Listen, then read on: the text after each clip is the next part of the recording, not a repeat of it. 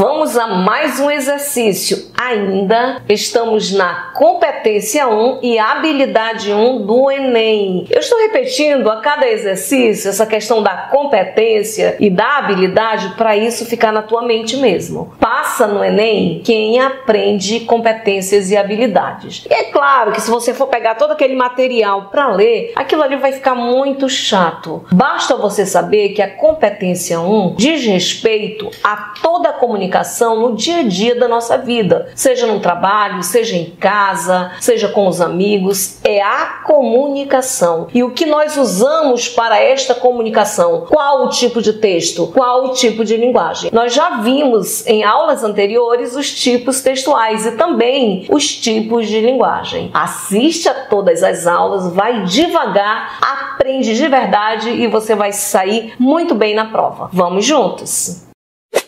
E a questão agora é a número 8. Se você ainda não baixou a lista de exercício, baixa. Tem que acompanhar, tem que responder aqui juntamente comigo. E a questão número 8 é do Enem de 2016, que diz respeito a uma linguagem verbal. Temos também o gênero textual. O gênero textual ele está em tudo. Embora seja lá da habilidade 3, precisamente, ele está em tudo. É impossível ler somente um texto sem aprender gênero.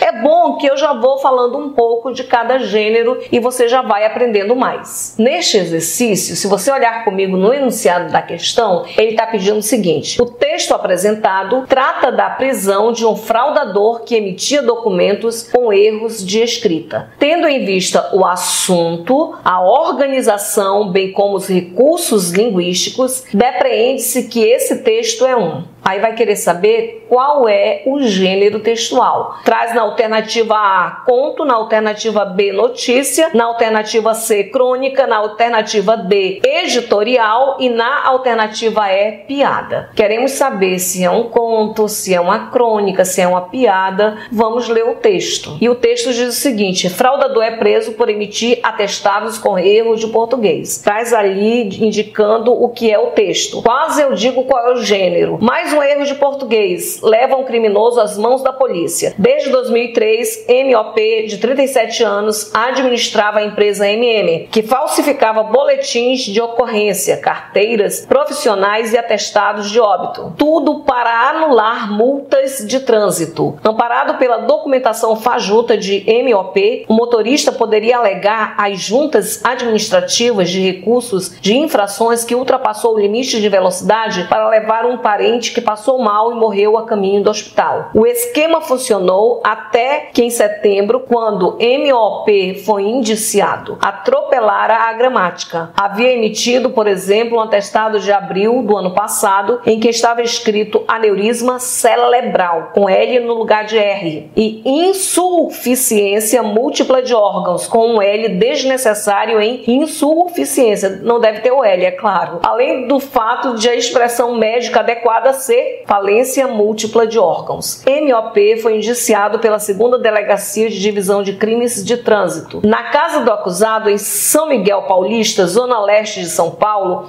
a polícia encontrou um computador com modelos de documentos. E aqui nós temos um texto, né, bem engraçado, mas assim, ele é engraçado, mas não é piada. Tem um quê de humor, né? Tem alguma coisa de humor, mas não é piada. Porque a piada, ela não é informativa. Aqui nós temos uma informação. Usa, inclusive, a função da linguagem referencial. Ela situa no fato, no acontecimento. Está dizendo que aconteceu em determinado momento com um fraudador. Ele teve a infeliz ideia de não estudar a língua portuguesa. Se deu mal, tá vendo? Tem que estudar português. Mas é claro que não para ser fraudador. Tem que aprender mesmo para a vida e para tudo. Não tem para onde. Mas aqui nós temos uma notícia. Traz, inclusive, ali o título, como toda notícia traz, depois passa a informar. Por que que não é um conto? Porque o conto ele é um texto narrativo. Ele é dividido ali em personagens, enredo, tempo, lugar. O conto é menor do que o romance. Ele é pequeno. Então não é um conto, não é um texto narrativo. Está contando, está relatando uma notícia, um fato. Outra, não é uma crônica. A crônica traz algo do dia a dia, né, tomando emprestado um acontecimento do dia a dia e passa uma lição por detrás de tudo isso. E no geral pode-se usar uma história, pode-se usar um acontecimento